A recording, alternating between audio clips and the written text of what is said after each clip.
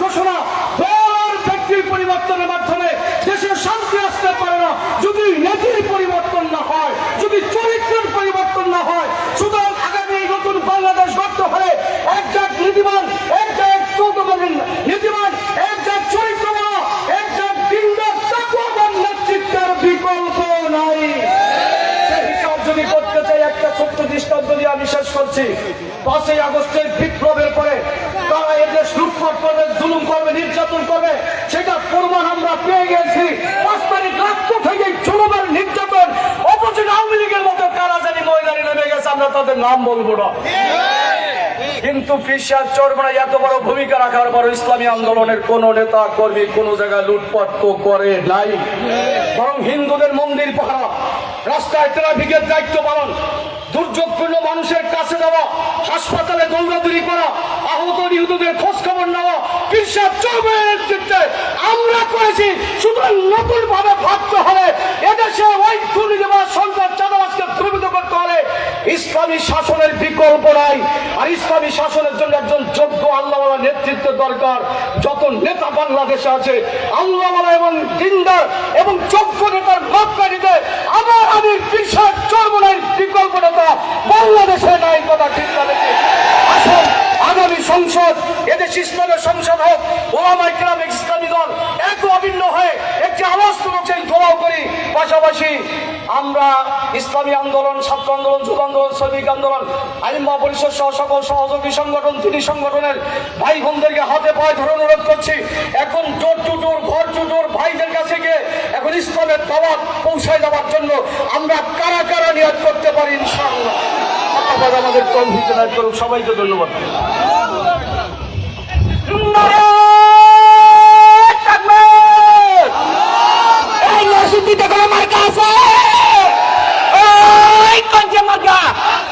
সবাই বলো একই তালে, জোরে বলো চরমরা হুজুর, পিশাচ হুজুরের মার্কা, একই তালে একই সুরে নারায়ে তাকবীর।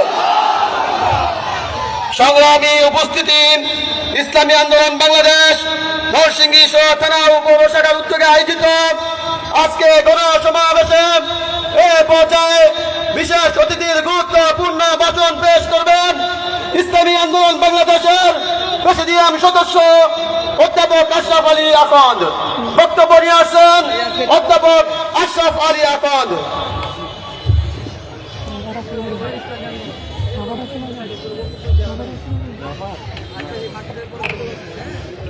আসসালামু আলাইকুম ওয়া রাহমাতুল্লাহি ওয়া বারাকাতুহু। আজকের এই বিশাল জনসভার সম্মানিত সভাপতি, উপস্থিত এদেশের বঞ্চিত, লাঞ্ছিত, অপমানিত মজলুম মানুষের নেতা, দূষিত, বিষাক্ত, কনিষ্ঠ, নোংরা রাজনীতি পরিবর্তন করে এটি সুখী সমৃদ্ধ কল্যাণ রাষ্ট্র প্রতিষ্ঠার রূপকার ইসলামী আন্দোলন বাংলাদেশের সংগ্রামী মহতরম আমির আলহাজ হযরত মাওলানা সৈয়দ মোহাম্মদ রেজাউল করিম, উপস্থিত কেন্দ্রীয় নেতৃবৃন্দ, জেলা সদর থানা নেতৃবৃন্দ, উপস্থিত দেশপ্রেমিক ইমানদার ভাইরা, একজন মহান কবি একটা কবিতা বলেছেন, অমান দাখালা দাখালা করলো, অমান খারাজা খারাজা করলো। বাঙালির ভালোবাসা, বাঙালি যারে ভালোবাসে 14 হাত মাথার উপর উঠায়, আর বাঙালি যারে পতন ডাকে 14 হাত মাটির নিচে ডুবায়। আওয়ামী ইতিহাস 14 হাত মাথার উপর উঠানোর ইতিহাস, আর আওয়ামী ইতিহাস 14 হাত মাটির নিচে ডুবানোর ইতিহাস। আপনি জানেন 70-এর নির্বাচনে আওয়ামী লীগ একক সংখ্যাগরিষ্ঠ পেয়েছিল, কি বলেন? পাই নাই? পেয়েছিল।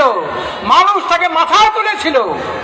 আবার মানুষের সাথে গাদ্দারি করার কারণে, মানুষের সাথে ওয়াদাকৃত সেই ওয়াদা পালন করার কারণে মাত্র 4 বছরের ব্যবধানে 14 হাত মাটির নিচে ঢুকাই দিল তাকে। একটা মানুষ ইন্না লিল্লাহ পড়ছে বলে মনে হয় না তখন। এটা আওয়ামী লীগের ইতিহাস। আওয়ামী লীগের ইতিহাস চোরের খনি ইতিহাস। আওয়ামী লীগের ইতিহাস ডাকাতের খনি ইতিহাস। আওয়ামী লীগের ইতিহাস টাকা পাচারের ইতিহাস। আওয়ামী লীগ ইতিহাস এদেশের হাজার হাজার মানুষকে খুন করে গুম করে ক্ষমতায় আজীবন টিকে থাকার ইতিহাস। আওয়ামী লীগ ইতিহাস মানুষের কণ্ঠ রোধ করে সমস্ত বাক স্বাধীনতা হরণের ইতিহাস। আওয়ামী লীগ ইতিহাস মানুষদের মৌলিক অধিকার ভোটাধিকার হরণ করে এককভাবে স্বৈরাচারী কায়দায় ক্ষমতায় থাকার ইতিহাস। আওয়ামী লীগ ইতিহাস উই পোকা পাকা গজালে আগুনে জলে পড়ে পড়ে ছাই হওয়ার ইতিহাস।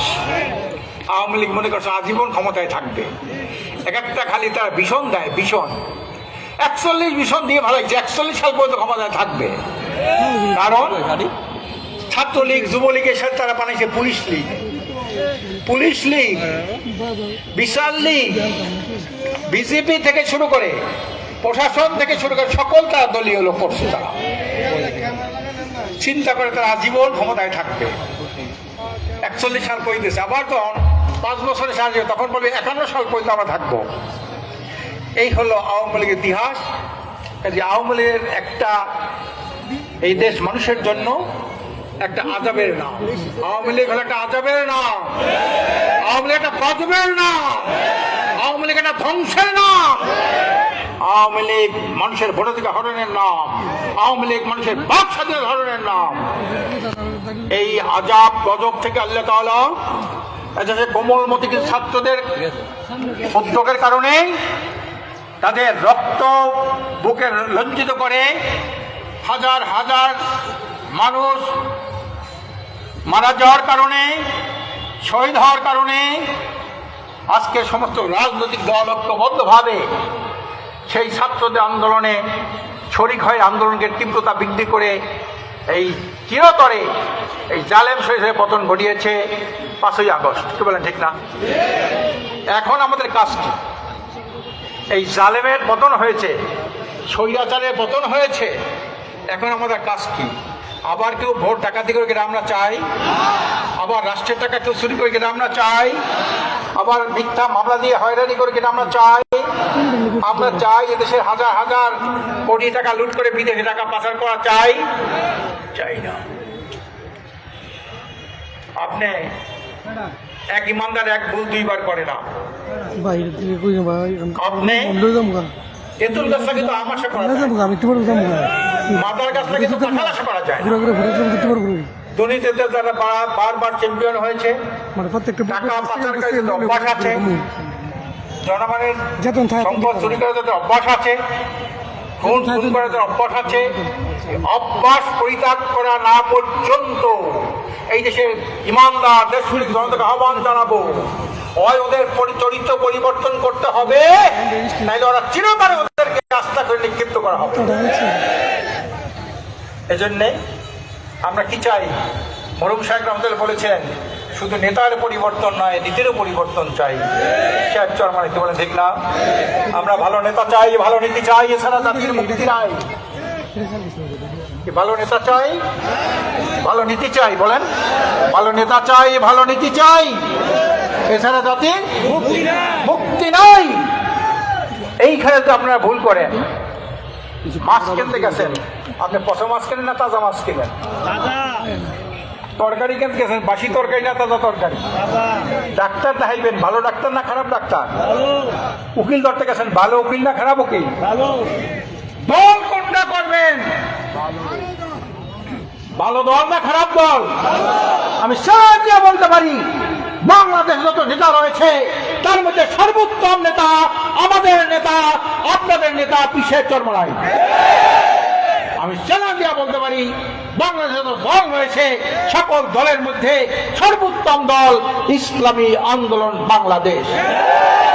মানে দলের মধ্যে কোনো চোর নাই, ডাকাত নাই, টাকা পাচারকারী নাই, চাঁদাবাজ নাই, দান্দাবাজ নাই, কেন্দ্রবাজ নাই, ধর্ষক নাই, মাদকাসক্ত নাই, মাদকের ব্যবসায়ী নাই। আরেকটা কথা বলি, বিশ্বে যত আদর্শ রয়েছে তার মধ্যে সর্বকালের সর্বশ্রেষ্ঠ আদর্শ হল ইসলাম। আমাদের আদর্শ কি? ইসলাম। নেতাকে বিশ্বের জন্ম নাই, নেতাকে দলের নাম কি? আদর্শের নাম কি? ইসলাম। কাজে আমাদের দল ভালো, আমাদের নেতা ভালো, আমাদের নীতি ভালো, এখনও যদি আপনারা এই ধরনের সেই ভালো জিনিস সামনে পেয়ে আপনারা যদি এগুলো ব্যবহার না করেন, আপনি ভালো পাত্রে ভোটদান না করেন, তা আপনি তো পশমাস কিনে আনলেন, আপনার বিবেক পচে গেছে, আপনার দিমাগ নষ্ট হয়ে গেছে, আত্মায় পচন ধরেছে। তাজা মাছ ছিলেন না পচা মাছ কিনে আসলেন, তাজা তরকারি ছিলেন না বাসি তরকারি নিয়ে আসলেন। কি কাজে এই জন্য আগামীতে আমরা দেখতে চাই দেশে একটা দুর্নীতি, দুঃশাসন, সন্ত্রাস, মাদক মুক্ত এটি সুখী সমৃদ্ধ কল্যাণ রাষ্ট্র দেখতে চাই। আপনারা সবাই চান? কারা কারা না থাকবে? তাই যদি চান এখন থেকে গ্রামে গঞ্জে একটা কথা ছড়াই দিতে হবে। পীর সাহেব চায় এই দেশটাকে একটা কল্যাণ রাষ্ট্র প্রতিষ্ঠা করতে চায়। কি রাষ্ট্র? মদিনায় যেমন রসুল করিম সাল্লাল্লাহু আলাইহি ওয়াসাল্লাম ইসলামের আদর্শের ভিত্তিতে একটি কল্যাণ রাষ্ট্র প্রতিষ্ঠা করেছিলেন, সেই রাষ্ট্রের মধ্যে মানুষের মধ্যে কোনো ভেদাভেদ ছিল না, মানুষ অধিকার হরণ করে নাই, জুলুম নির্যাতন দুর্নীতি করে নাই। এইভাবে পীর সাহেবদের চায় এই দেশটাকে মদিনার নমুনা একটা কল্যাণ রাষ্ট্র প্রতিষ্ঠা করতে। এটা খুব একটা ভালো কথা না? এই কল্যাণ রাষ্ট্রের পক্ষে আপনাদের কমপক্ষে মাসে 4 জন করে সদস্য দাওয়াত দিয়ে আনতে হবে যে আমি পীর সাহেবের ডাকে, পীর সাহেবের এই কাফেলায়, কল্যাণ রাষ্ট্র প্রতিষ্ঠার কাফেলায় আমি শরিক হয়েছি, ভাই আপনি ওই কাফেলায় শরিক হন। এভাবে দাওয়াত দেওয়া যায় না? দাওয়াত দেওয়া যায়? একজন 100-200 লোককে দাওয়াত দেবেন, এই দাওয়াতের ফলাফল আগামী নির্বাচনে এটা প্রমাণ হবে।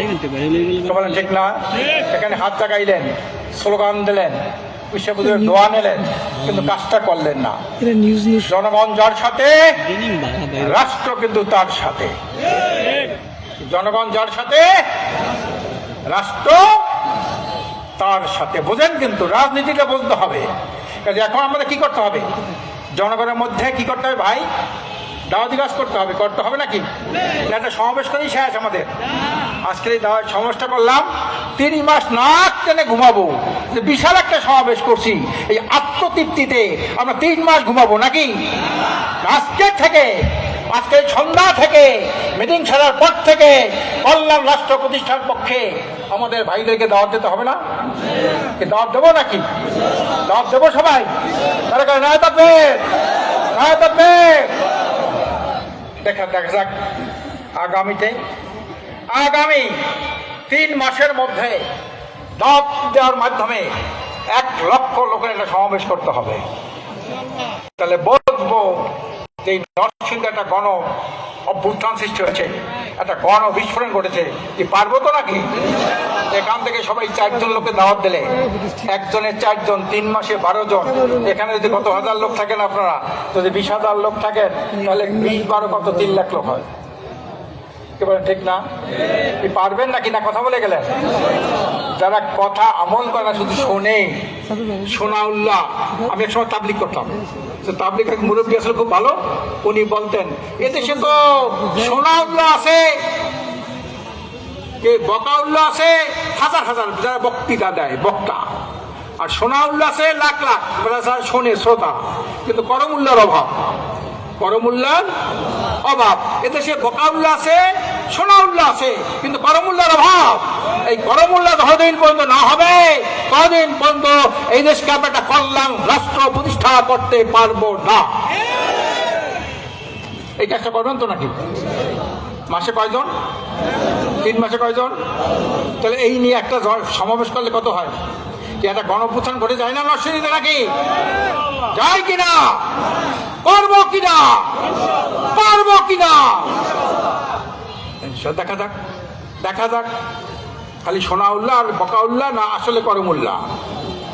সংগ্রামী ভাইরা আমার, এই কল্যাণ রাষ্ট্র প্রতিষ্ঠার জন্যে ইসলামী আন্দোলন বাংলাদেশ কতগুলো কর্মসূচি দিয়েছেন। তার মধ্যে 1 নম্বর হলো দুর্নীতিবাজ, সন্ত্রাসী, টাকা পাচারকারী, খুনি, তাদের রাজনীতি নিষিদ্ধ করতে হবে। চোরের কোনো রাজনীতি নাই, চাঁদাবাজদের কোনো রাজনীতি নাই, খুনিদের কোনো রাজনীতি নাই।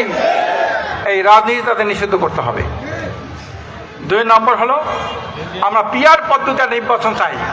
গতকালকে আমির সাহেব যে আমাদের মহতারাম আমির প্রধান উপদেষ্টার সাথে সাক্ষাৎ করেছে, ওখানে কিন্তু উনি বলেছেন যে প্রত্যেকটা ভোটের মূল্যায়ন করার জন্যে পিআর পদ্ধতি হলো সর্বোত্তম পদ্ধতি। সারা দুনিয়ায় প্রায় 40টা দেশে এই পদ্ধতির নির্বাচন আছে। এই পদ্ধতির নাম কি? পিআর। এটা হলো প্রফেশনাল রিপ্রেজেন্টেশন পদ্ধতি, অর্থাৎ আনুপাতিক হারে নির্বাচন। সেটা হলো এই যে দলকে মানে ব্যক্তিকে ভোট দেবে না, ভোট দেবে দলকে। দলের কোনো ব্যক্তি থাকবে না, ভোট দেবে কিসের? দলকে। হাত পাখা, আপনার কি বলে ধানের শীষ, দাড়ি পাল্লা থেকে শুরু করে এভাবে প্রতীক যা থাকে মার্কাতে, সেই মার্কায় ভোট দেবে। মার্কায় যত % ভোট পাইবে তার 3 গুণ প্রার্থী পার্লামেন্টে তারা পাঠাইতে পারবে। মানে 1% হলো 3 জন এমপি। 1% কত? এমপি কত? 300 না? ভোট হলো 1%, 100%। 1% কয়জন? 3 জন। একটা দল যদি 1% ভোট পায় সারা দেশ মিলে সেই দলটা কিন্তু 3 জন এমপি পার্লামেন্টে পাঠাইতে পারবে। কি বলতেছেন নাকি? 10% পাইলে কয়জন? 30। 50% পাইলে কত? 100। বলতেছেন পিআর পদ্ধতি। এই পিআর পদ্ধতি দেশের অধিকাংশ দল চায়। পিসাব চরমনে হলেন প্রথমে ঘোষক হলেন এই পিআর পদ্ধতির ঘোষক। এটা আমাদের গত নির্বাচনেও আমরা দিয়েছিলাম। আমি দুঃশাসনের কারণে সেটা বাস্তবায়ন করতে পারি নাই। এইবার আমরা এই পিআর পদ্ধতির নির্বাচন আমরা বাস্তবায়ন করবো ইনশাল্লাহ। পিআর পদ্ধতি বুঝলেন তো নাকি? কি বলতেছেন আপনারা? হ্যাঁ, বিরোধী ভাইরা আমার, আসুন আমরা জালেম স্বৈরাচার মুক্ত এটি সুখী সমৃদ্ধ কল্যাণ রাষ্ট্র প্রতিষ্ঠার জন্য পিসাব চরমনের নেতৃত্বে আমরা গ্রামে গঞ্জে পাড়ায় মহল্লায় একটা ভালো মানুষের দুর্গ করে তুলতে পারবো নাকি? দুর্গ করবো নাকি?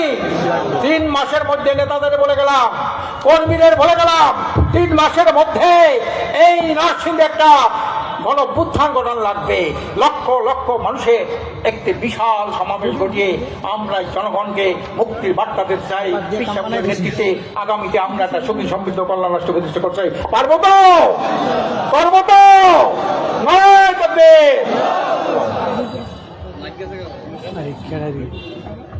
সমাবেশের পর্যায়ে প্রধান অতিথির অন্যতম গুরুত্বপূর্ণ ভাষণ প্রদান করবেন এদেশের লাখো কোটি তৌহিদি জনতার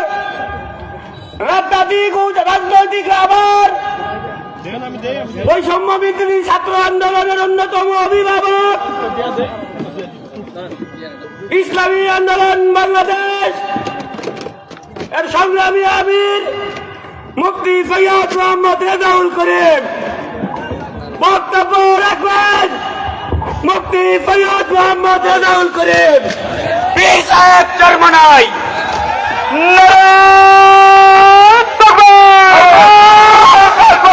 ইসলামী আন্দোলন বাংলাদেশ জিন্দাবাদ, জিন্দাবাদ। শুধু নেতা নয়, নীতি চাই। পীর সাহেব চরমনাই। সারা বিশ্ব শুনতে পাই পীর সাহেব চরমনাই।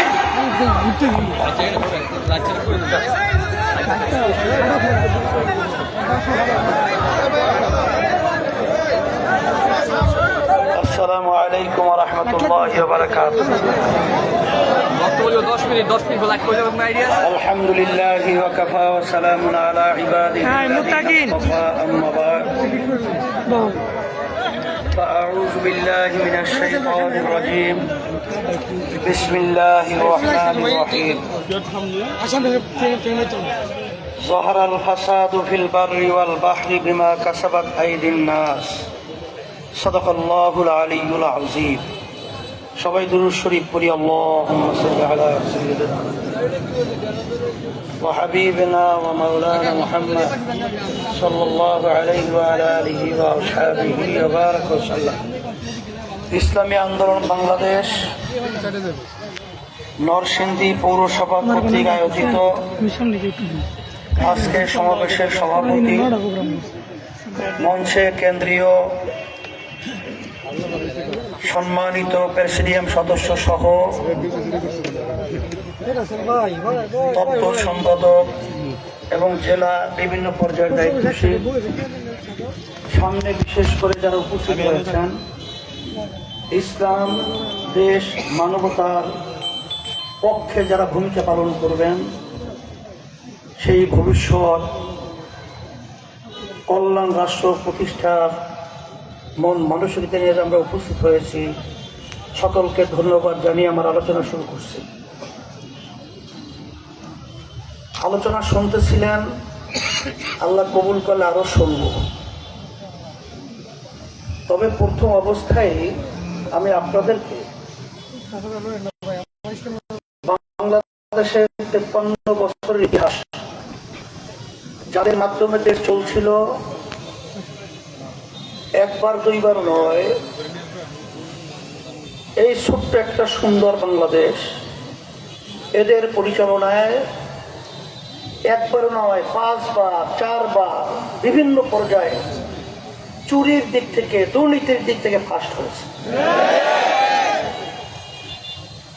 এই বাংলাদেশের ইতিহাস,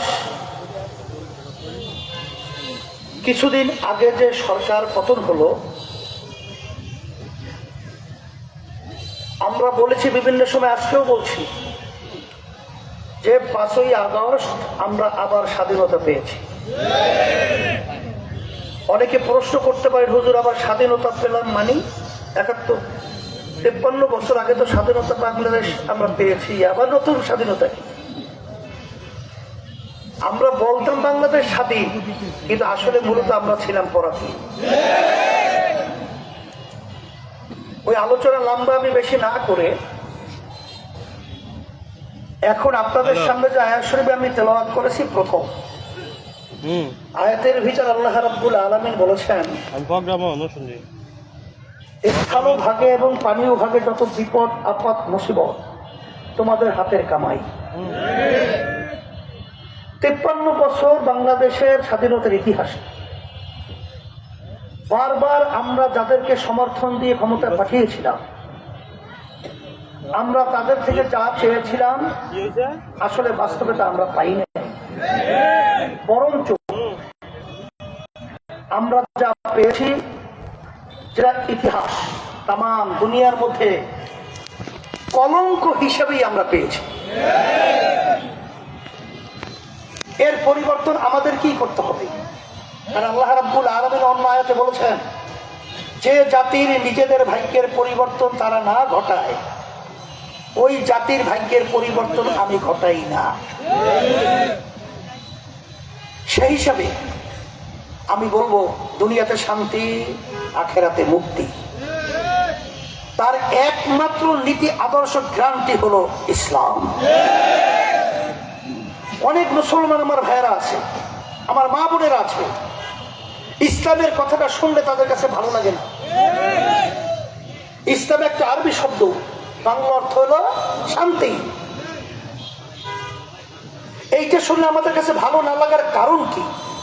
আসলে বাস্তবতা হলো এই, গ্রাম্য একটা প্রবাদ বাক্য আছে, চুন খাওয়ার পরে যদি মুখ পুড়ে যায় তদি দেখলেও ভয় পায়।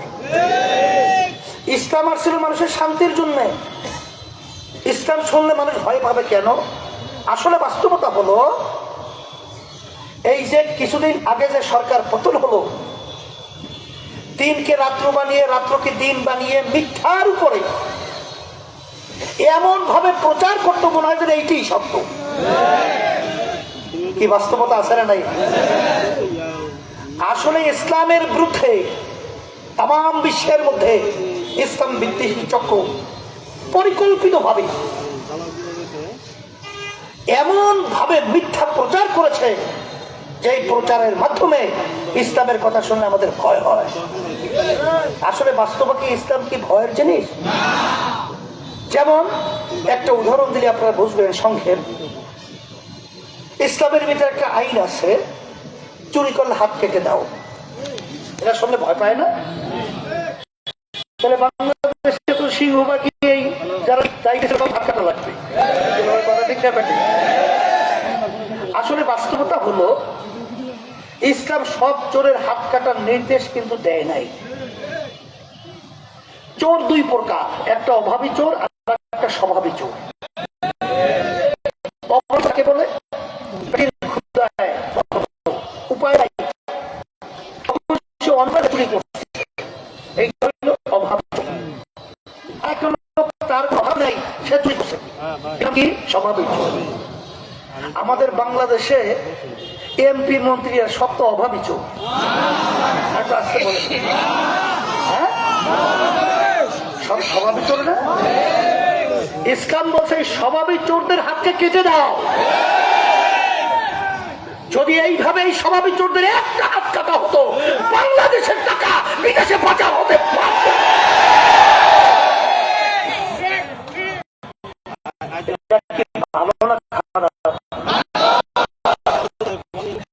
আমি অন্যভাবে বলতে পারি, ইসলামে এমন একটি স্বাধীনতা তিনটা সরকারের মাধ্যমে হয়েছিল: সাম্য, সামাজিক মর্যাদা এবং ন্যায় বিচার প্রতিষ্ঠা। আসল বাস্তবতা হলো একমাত্র এই তিনটা বাস্তবায়ন এই জাতীয় মাধ্যমে সম্ভব, অন্য কোনো ইতিহাসের সম্ভব না।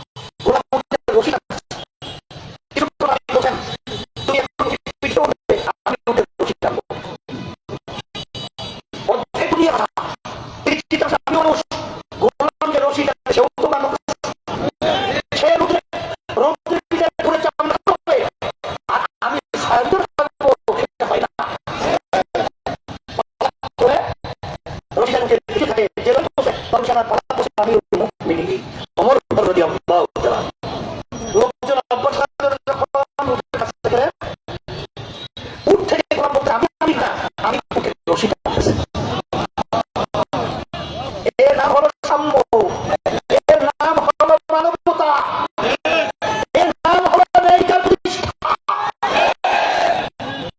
এই জন্য বাংলাদেশে 92% মতো মুসলমান করে। মুসলমান যদি ইসলামী দর্শন পছন্দ না করে, সেই মুসলমান তা করতে পারে?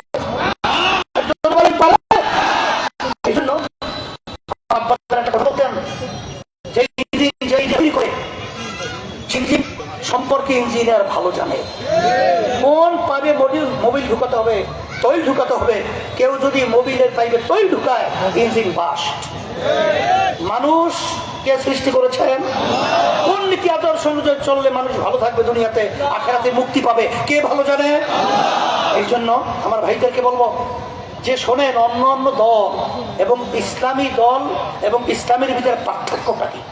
5ই আগস্ট অভ্যুত্থানের মাধ্যমে শেখ হাসিনা যখন পালালো, তখন আপনারা দেখছেন যে এক শ্রেণীর তারা কিন্তু মানুষের সম্পদ লুট করা শুরু করেছে, চাঁদাবাজি শুরু করেছে, টাকা দখল করা শুরু করেছে।